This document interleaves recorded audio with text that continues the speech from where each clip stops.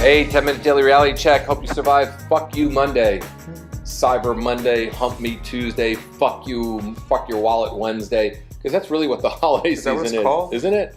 I'm just Cyber making it all up. Monday? Cyber. There was Black Friday, which Yeah. I don't understand why it's called Black Friday. Yeah. And there's a reason. You know, there is Silly Saturday. Okay. There is Sunday Fun Day where your wallet's still getting a workout. Then there's Cyber Monday and Tuesday. Now they did it, but I don't know. I mean, I just think this time of year is goofy as shit. Same here. That's why I booked my flight for Thanksgiving itself. I know, that was cool. You I wanted to avoid it. you re-engaged. That's so funny. You went to Japan and you re-engaged back into the U.S. on the most gluttonous, stupidest holiday. Oh, let's just eat a ton of food because the pilgrims. Right, the Pilgrims, who most people don't even know the story of the Pilgrims. Because most people are so fucking ignorant nowadays that they don't remember what the Pilgrims are all about. They don't even. I mean, what you're being thankful for. I mean, it's just turkey and football. And the turkey, it's so funny because I stopped eating, right? Because I told you I went to that doctor, Dr. Yoon, in downtown Korea, and I got my blood work done, right? Not my blood work, but my live blood cell analysis, which is super cool, which I'll find you his contact info. I just got to scroll up this girl who gave me his contact info. But it tells you how much inflammation is in your body. Oh, really? And to me, I was like under 25%, which is pretty good. And it shows you how your blood is either sticky. Then it tells you the foods you're eating that actually make your blood better, right? And all meat, turkey, chicken, everything else, all the things that I was eating. Because you remember you'd come here and there was my fucking chicken, my rotisserie chicken that I would live off of. And I stopped eating that stuff for pretty much a month and a half. And I didn't have that burpy feeling, you know, that like when you just feel like, because that's a rotting of food feeling. For those of you that can't handle a graphic conversation, I strongly suggest you tune us out for the next minute and fast forward. But I had this like feeling like right now after having, you know, turkey and all that other stuff over the holidays, it's just, I feel like my stomach's in my throat. Yeah. So like you're not digesting it properly or something. You can't digest certain foods. And the thing is with Americans, they're so gluttonous. You know, they'll just sit there and they'll eat.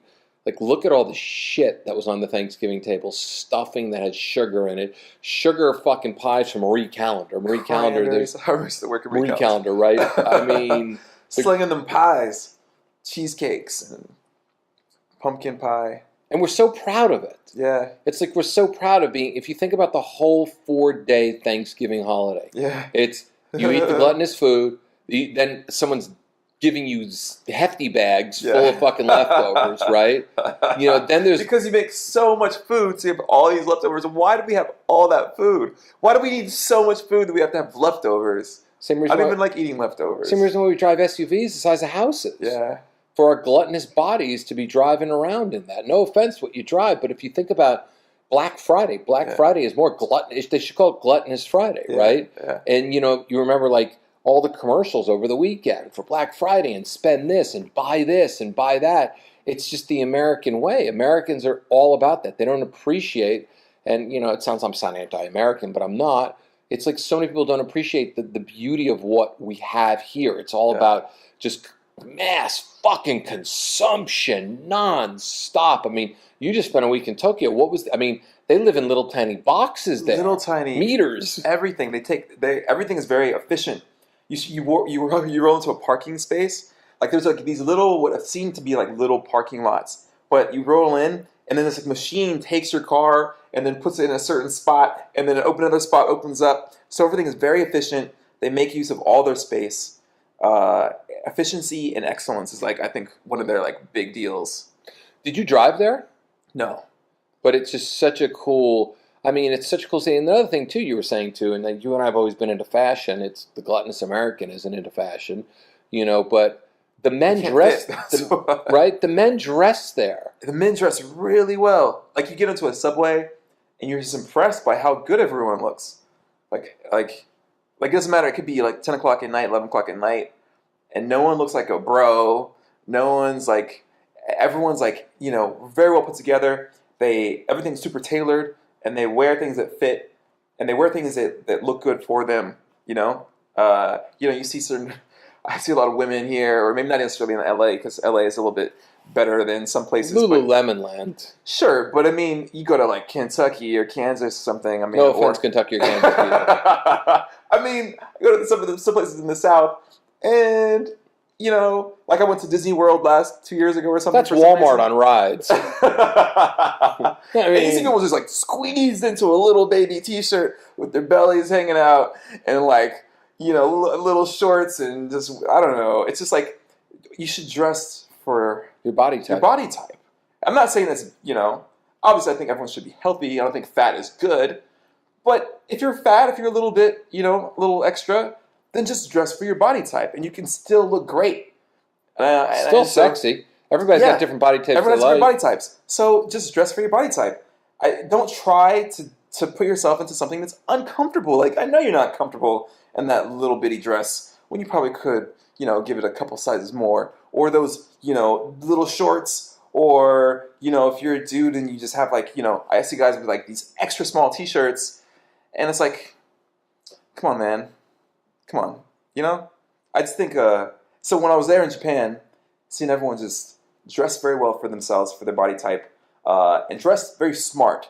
I looked at the women; they looked like graceful. They had like a graceful look to them, like the way their dresses flowed and the way their stuff that they were wearing, and they're like in their like how they were matching. It was like really cool. It was really cool to see. I felt like everybody as a baseline had some level of style. It's interesting. Over the Thanksgiving holiday, Layla changed all my laces in my sneakers, which I showed you. And it's cool. I went to, Thanksgiving dinner. Everybody looked and go, God, those Converse are really cool because I have these like flannel-looking laces with them. I like those. My they look cool. 7-year-old daughter fucking rocked those laces, and I ordered 12 more laces to make everything a little more fun. And it's, it's also a bonding experience between daddy and daughter, but you and I have always been into clothes and fashion, looking good. And it's interesting. It's like, I just find that men don't get why they don't get women, And one of the biggest reasons why they don't get women is because they fucking dress like shit. Yeah. Their clothes are not tapered. They want a woman. They want to be able to check a woman's ass out and see how beautiful she looks in clothes. Mm-hmm. And they walk around with a pair of fucking jeans they look like they bought in Walmart. Guys don't realize that 20 women years check ago. us out too. Like women, like I mean, I noticed a lot of women and even guys would look you up and down, like look at what your presence is. I noticed that a lot over there. They actually care about the way you carry yourself and what you're wearing and things like that. And it didn't seem like in a superficial way, but in a way like, oh, okay, that person looks good, And women do this all the time. Women are a little bit more sly about it, I think, than guys are. But women want to see your body. Women want to see your body too, And I think guys forget about that. It's really important. It's really important. That's why tailoring, or even just wearing clothes that fit, are just super important. It's funny. I go to my tailor. Yeah. Her name is Galina. She's a Russian woman. She's really funny. She's in the marina. And I bring in like these vintage flannels from the 90s. And the 90s fucking nothing fit, right? Yeah. And, she doesn't... and oversized everything. Right, oversized. And I make her cut them up. And she doesn't even go like... I want her to go even more. Like, she fits them well, right? Yeah. But I could even go even more. And I tailor everything. I take a pair of vintage Levi's that have been broken in, and I get them all tailored up, right? Yeah. So they fucking fit great. There's this great store on Beverly when you come back the next time, because you're in Columbia, you're going to Columbia. They take, and it's a ripoff. It's $400, right? But for they basically tailoring? $400. Listen to this, okay? So this is where I learned the idea. So they take a pair of vintage Levi's jeans, and nothing fucking looks better than a beaten up pair of Levi's. You put the tears, you put the patches underneath, you leave a hole there. Yeah. The fade is fucking unreal. The whiskers are unreal. Everything is really great on it. So they take the Levi's and they cut it up and they modernize it, because Levi's need that modernized fit, right? They modernize the tailoring. They tailor it, right? Yeah. $400 fucking dollars. Okay. They charge you. And I looked at them, I go, I said, I got a bunch of great old Levi's. I said, will you do them for mine? Yeah. Oh, we only do our own jeans. And I'm like, of course you do, because you're buying these jeans for fucking $20. Yeah. And you're making $380 profit. Yeah. So I get the idea, and I'm thinking to myself, all right, I got to do this. So I went to the Rose Bowl. I picked up some Levi's, right? Yeah. And I started doing like a Yelp search. I go, Denim Repair. So I found this place in the shits of fucking LA, like Washington and Crenshaw. Okay. way the fuck down there, right? Industrial land, whatever Yeah. it might be. And I found a place that actually is the best place in LA that cuts your Levi's up and makes it really good. So I was telling them, I said, yeah, I saw this place on Beverly. And she goes, oh, the guy's name is Jesse. He used to work for us. Good for Jesse. Right? So Jesse took their... He's looking to the... Right. He took their concept, he took their stuff and just jacked it up. And then it was interesting because I really believe that fashion is a brand. You know, and that's like, you know, the greatest part, I think, to me is styling another man. You know, taking a man and actually give him the opportunity, and a woman too, to create their own personal brand. Because when I walk out of the house, no matter where I'm going, whether it's the gym, you know, whether it's just putting on a pair of jeans, yeah, I'm a fucking brand. Yeah, you're expressing yourself. That's your expression of who you are. How you dress is an expression of you. And I started really thinking about that. I mean, I guess I've always cared about fashion. You've cared. Yeah, but there was a period where in 2015 I went traveling with my girlfriend, and I decided that I wanted to simplify, and I just got all black. Oh God, I remember that. Remember the all black? The black sweatpants and the black T-shirt. Yeah. That's what you were wearing. Yeah. And so I made decisions very easy. I just get up. I was like, what's clean? And I just wore black. And that was cool for a while. But then what I realized is over time I started to actually realize that I didn't feel like I was expressing myself with the way I looked. Like, it was a simple, clean thing, but it wasn't all of myself. And I could feel it. I could feel that I was missing. I felt less creative, right? And so then, you know, I've gone back to dressing just like, you know, how I want and finding things that I really like. But that was important. And I didn't even realize it until I took it away, you know? And when I brought it back, I think a whole other part of my personality came back in. See, that's interesting because I see a lot of guys and they don't understand. It's like everything is first impression. Yeah. You know, and I look at, like, man, there was this guy walking around Air One the other day. He had a pair of skinny jeans with a pair of fucking flip-flops. Okay, and it looked like, I mean, flip-flops, just, I'm sorry. Flip-flops in June are ugly with a pair of jeans, but in November... You shouldn't wear flip-flops outside. No. Unless you're at the beach. Yeah, I mean, they're just not a fashion statement. Yeah. And the only thing that was missing with him was red nail polish and little fucking daisies on it, right? Because it's just such an ugly look, but fashion is your statement. Yeah. I mean, that's the reason why so many guys crash and burn when they talk to a woman, because they walk over there and they just look like shit. Yeah. And if they just dressed better, even if they had not the best personality because they're nervous about talking to women, so their personality doesn't shine yet, right? Even though they've got a good personality, because I think everybody's got a personality, right? It may not be my personality I want to vibe with, right? But everybody's got a personality. But I think if they just fucking just understood that they are, it's like your body is your work of art. Just like you and I, I changed my diet. You know, when you first came in, you're like, how's that fucking fish diet going for you now? Oh, it's going great, you know. We're like masters at remolding ourselves. Yeah, growth and trying to find what works best for our bodies. Yes. Yeah, totally. But I think that's super important. And like, just like how you're talking about how women, how you kind of like, you approach a woman or you have a conversation and that's your first impression. It's funny, like, when I was wearing the all black, like, women would be like, oh, like, why don't you wear, because they couldn't see my body, and they wanted to see it. They'd be like, no, why don't you wear this white shirt, or wear this thing that's a little bit, like, you know, more fitted, because they want to see you. Like, I think it's super important for men to understand, like, you have to, like, who you are, how you dress, how you do your hair, you know, like, how you, like, what you're wearing, all that stuff is you saying words without saying words. Oh, yeah, I mean, it really is. It's so true, because I'll put on like one of my vintage flannel shirts that totally like, you know, fucking Ralph Lauren would die for. Cut the whole fucking thing up, fit them perfectly. I'll walk in and women will always look and go, oh my God, I love that shirt. And they touch it. Yeah. Because it's just like, it's just got that feel, or the leather jacket that you looked for and it was broken in, or the vintage, you know, fucking jean jacket that's got all the right like little markings on it. Yeah. It says something about you. It tells a woman that you're very particular and you care about the way that you are. Mm-hmm. You know, you're not... You care about yourself. You care about who you are. It's like, it's so funny because if I see a shirt that I have, that if I see a guy who wears it untucked and it looks awful and it's one size too big, you know, I'll take that shirt and give it away. Really? Yeah, I've done that many times. Many fucking times. That's funny. That's why I buy all my stuff. That's why I buy so much vintage stuff. Yeah. You know, like that maroon shirt I showed you, that amazing really great. 50s, 50s Western shirt, right?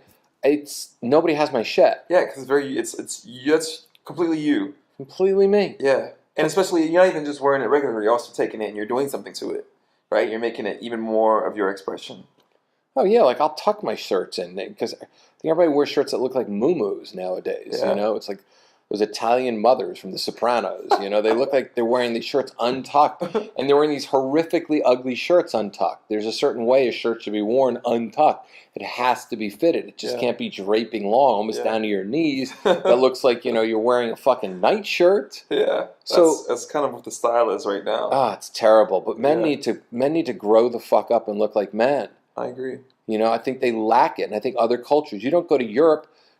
Nowhere in Europe do you see a fucking guy sloppy. I mean, granted, G-Star jeans are a little on the fucking Eurotrash side, right? And they're not that great looking. But you know what? At least they're form-fitting. At least they fit. Yeah. You know, the Brits, they dress fucking amazing. Yeah. You know, British, German guys fucking dress clean. You know, simple. Yeah. Not not the most colorful, but they're not sloppy. No. I think that's what Even Colombian guys.